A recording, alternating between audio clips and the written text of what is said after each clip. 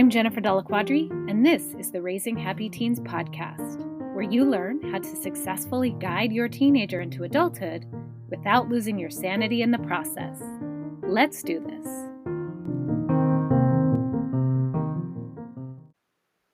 Welcome back to the podcast. This is going to be such a fun episode. I had a good time coming up with this topic. It was kind of fun, and it was really based on conversations that I've been having with the clients I work with all of the time. And it's specifically around the holiday edition. I just got off the call with a couple of my clients that I'm working with, and a lot of the topics I'm going to be discussing in this holiday edition of the do's and don'ts came up in my conversations with them. So I added a couple after talking to a few parents as well. So this episode, I will be covering the do's and don'ts of parenting a teenager holiday edition. So we all know that the holidays can bring a lot of things to the forefront, challenges that you're having. And at the same time, you know your teenager is going to be out of the house. It's the clock's ticking, man. And you have a limited number of holiday seasons left with them living under your roof. So you want to have them be fun. And at the same time, you want to be able to protect your energy and have the wherewithal to be able to actually enjoy the season with them. So that being said, I'm going to start with the don'ts, and then I'll dive into the do's, and let's just get to it. Don't number one, and this is in no particular order, by the way, because I did not structure it that way. And of course, again, everything I say on this podcast run through your filter, your value systems, what's important for you as a parent. Take what resonates, leave what doesn't. Don't number one, don't force your teenager to go to every holiday event or participate in every holiday tradition. They won't want to. And if you force them to do all of it, there's likely going to be extra conflict. I was talking with one of my clients today, and one of the things that came up is just like, my teenager just doesn't want to do anything that I suggest. Hey, I know. I've been there. My kids, when they hit the teen years, nothing sounded fun to them. And that includes holiday traditions. That includes family game night.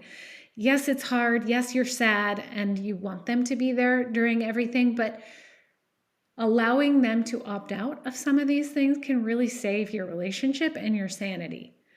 So yes, you may be sad that they're not there, but at the same time, you won't have to fight with them about it. And they'll be appreciative. So it's all in the conversations and deciding what things are non-negotiable, what things you're going to give them a pass on and let them decide. So if they want to be there, of course, have them be there. But if it's going to be a battle, sometimes it's not worth it. So allow yourself to be flexible with those things. Number two, don't expect your teen to dress up, wear a dress, wear a suit, etc., if they don't want to. So I know there's some functions and events and experiences where dressing up is expected, but if your teen doesn't want to wear a dress, don't make them wear a dress. If your teen doesn't want to wear slacks, don't make them wear slacks unless the dress code requires it. That doesn't mean, that they can just wear their pajamas to this nice family dinner that your mother-in-law is throwing. No, that's not what I mean. What I mean is that you're a little flexible on the dress code to allow them to be more comfortable.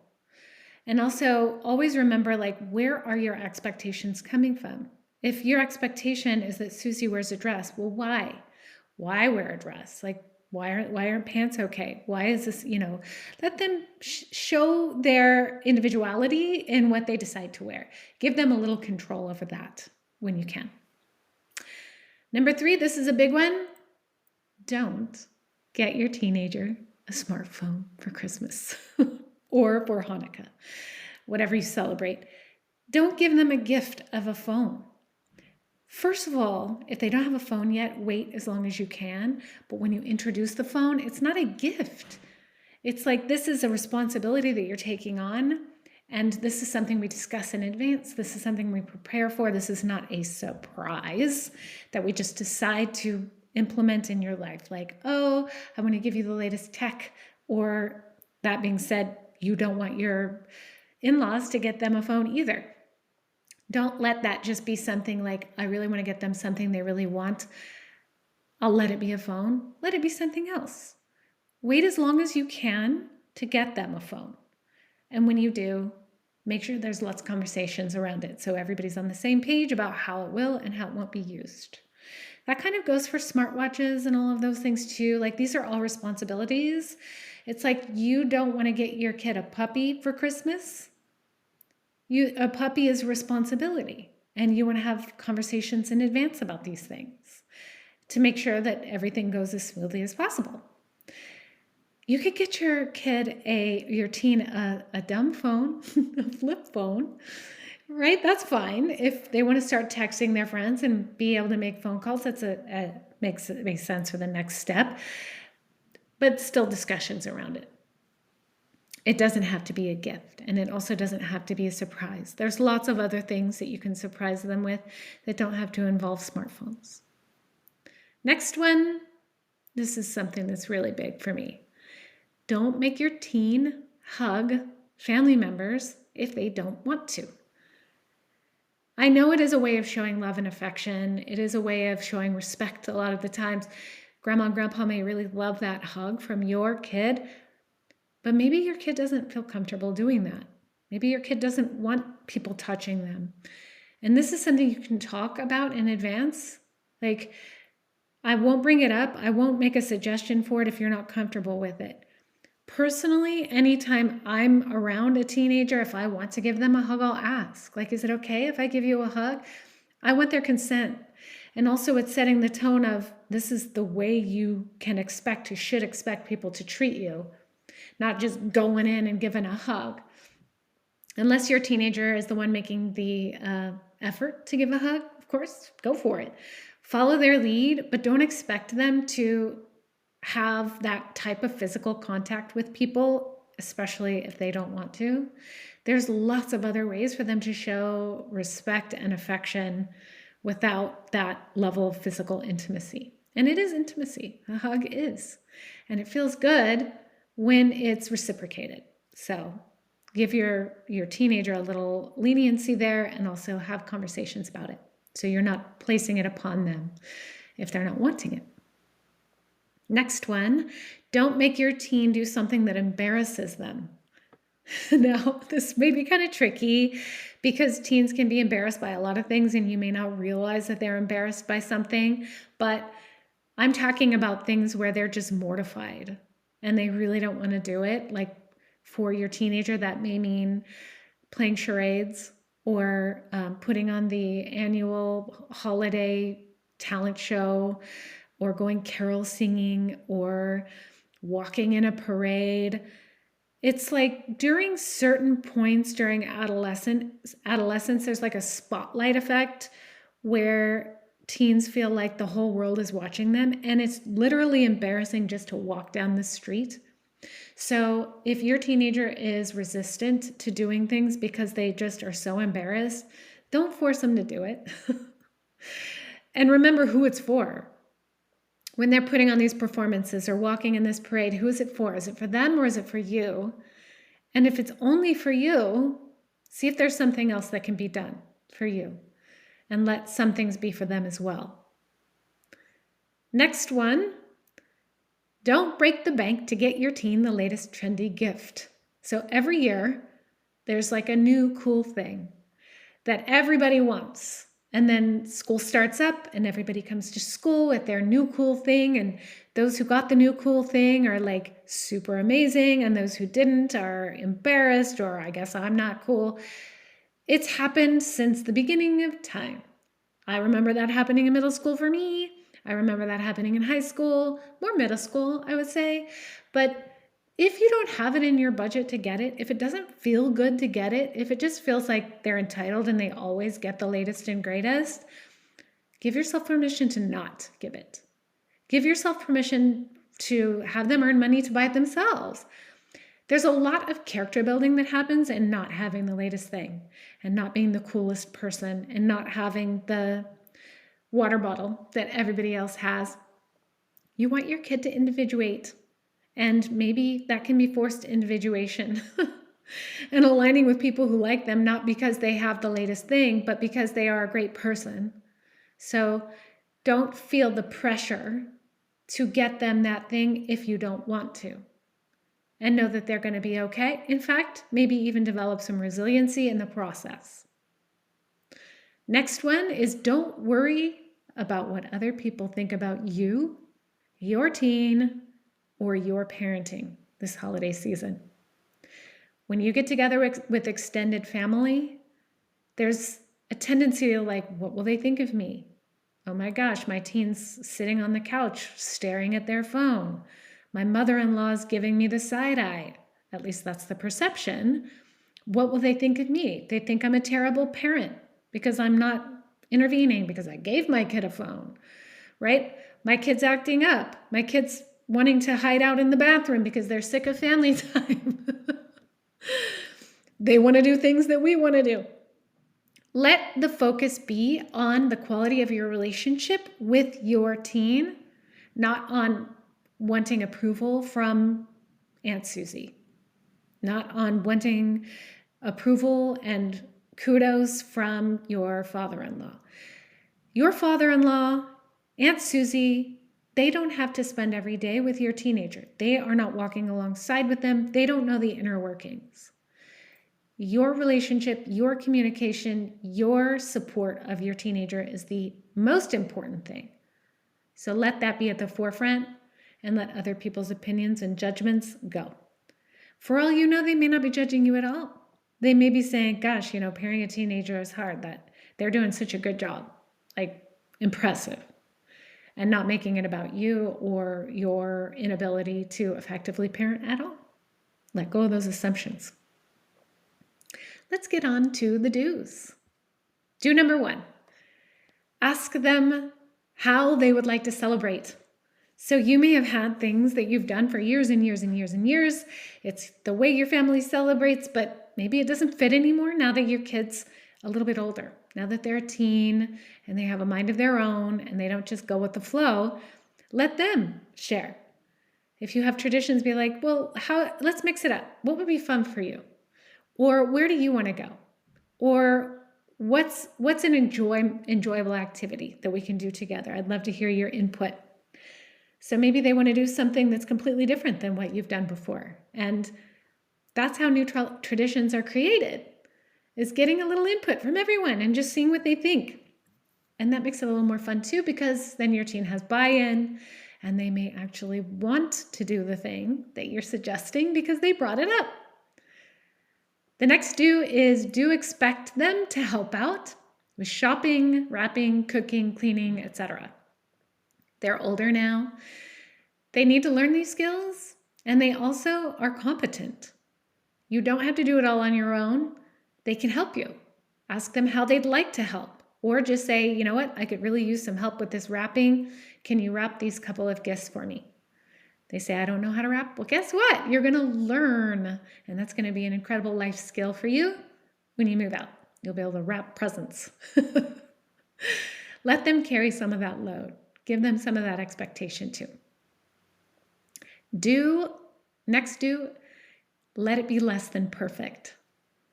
If you are anything like me, you have visions in your head, or at least how I used to be, of the perfect Christmas or the perfect holiday or the perfect family experience. I tell you, coming through the teen years, it really forced me to be okay with things being less than perfect. It may look great in a picture, but it doesn't necessarily look great in person. And sometimes that's okay. It's okay if it's less than perfect. Sometimes the less than perfect are the magical moments that you'll remember the most. It's okay if your tree isn't perfectly decorated. It's okay if your food is overcooked. It's okay if there's dust on the shelves when everyone comes over. It's okay. It doesn't have to be perfect. Do let it be different than it was when they were little. This kind of goes back to the first one. Not all family traditions are perfectly suitable for the teenage years. So that may mean creating some new traditions. And those traditions can also be ones that are likely to continue through the adult years. So one of the things that my family has done is we have an Advent, and when my girls were little, each day it was an activity that we would do together. And this is when they were in elementary school. So it's things like cutting out paper snowflakes or making cookies or watching a holiday movie, those kinds of things. But when my kids became middle schoolers, like I said, they didn't want to do anything.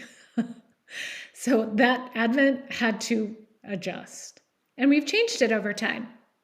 And what we do now is everybody writes just questions in the envelopes. And when we open up the question, it's just a kind of a fun thing for us to talk about when we sit down at dinner or when we're gathering at the end of the day. Just general questions like, would you rather be a movie star or a professional athlete? Just fun conversations. That's what we do now.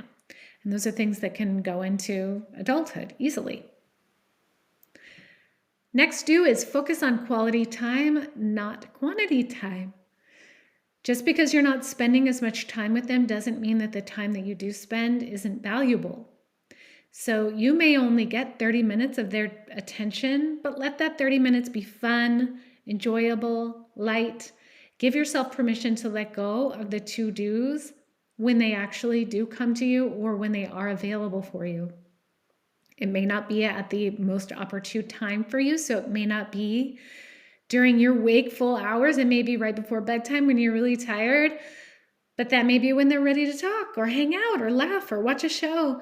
And that's going to be more enjoyable for you than, hey, give me 5 hours of undivided attention during this holiday party with the neighbors. That's not going to work as well. There may be some resentment and hostility too, which you don't want. So let it be quality over quantity. Do let them sleep in. So when they're on their vacation, when they're on break, let them sleep. They've earned it. And how nice that they can sleep so well. Let them sleep in as long as they're still meeting their expectations. They're still eating. They're still functioning as a human when they are awake. It's okay. If they sleep in until noon, it's okay. Do let them wear jammies all day if they want to. Again, if you're not going anywhere and there's no expectation around attire to what your day is, it's so nice to be able to just be comfortable. One less battle to fight too. Being in your jammies all day is a really wonderful experience. Do let them be lazy. Yes, of course, there are going to be times when you do expect them to help and all of that, but sometimes it's okay for them to be lazy. And I probably should create an entire podcast on laziness because it gets a bad rap, but at the same time, there's a lot of phone conflict that comes with laziness too. So stay tuned because that is something that I think could be really helpful. But it's okay for them to be lazy, to lounge around. Do let them steal away during family gatherings. So let's say you're at your house and you've got people over and your teenager needs to check out for a little bit, go to their room and not interact with people. It's okay. It's okay for them to do that. And sometimes I wish I could be the one doing that, right? All of us can get a little burnt out with social gatherings sometimes. And so have the expectation that when they're there, they're present, but also be like, hey, you know what? I get it. You don't want to hang out this whole time. It's okay if you go to your room for a little bit if you want to. I understand. And if you're going to someone else's house, if there is a place for them to go and just kind of steal away for a little bit, as long as they're still respectful, interacting to some extent, and not just running off into the other room and closing the door for the entire time, it's okay to give them permission to not be there and be engaged the entire time. And here's the last one. Do have phone-free time. And when I say phone, I mean screen, device, technology, free time where everybody is away from those things. So you can plan something to be like an activity that you do with the phones put away, or you can just be like, hey, let's just enjoy being together for this period of time that you agree upon, and everybody's going to put their devices away. Maybe you work on a puzzle, maybe you play a game, maybe you fix something, maybe you build something, but it is agreed upon device-free time. That's quality time. And putting them all away when they're still under your roof, when they're still living with you, and when they're still young enough to where they're not completely autonomous, take advantage of that while you can. And know that they may not love that idea. And if that's something you're struggling with in your house, the conflict of creating limits and boundaries around phone use, make sure you download my free resource, Screen Sanity, 5 Ways to Limit Teen Phone Use Without Conflict. I'll put a link for it in the show notes. It's free, totally free. You can download it, because the last thing you want is to be arguing about phone use during the holidays or anytime. So create that phone-free existence, a little parameters and boundaries around it without having to fight about it. That's a great goal to have for this holiday season. That is it. Enjoy your holiday with your family. And of course, if you are looking to work closer together on these things, if you listen to this podcast and you hear some information that's helpful, I work with clients, parents, one-on-one to really dial into the struggles they're having with their teenager. Everybody has unique challenges. Every teenager, every parent is unique. And when I can hear what's going on in your house, I can identify immediately what would be helpful and tell you what actions you can take to start improving your home life and your relationship with your teenager. There are spaces available right now. Schedule your free consultation to learn more. The link is in the show notes. Thank you for tuning in. I hope you have a fabulous holiday season, and I will see you next time.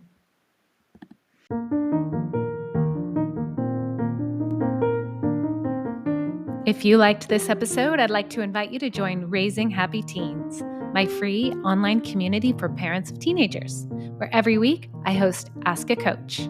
You bring your parenting questions, and I provide expert advice and coaching. Click the link in the show notes to join today. I'll see you inside.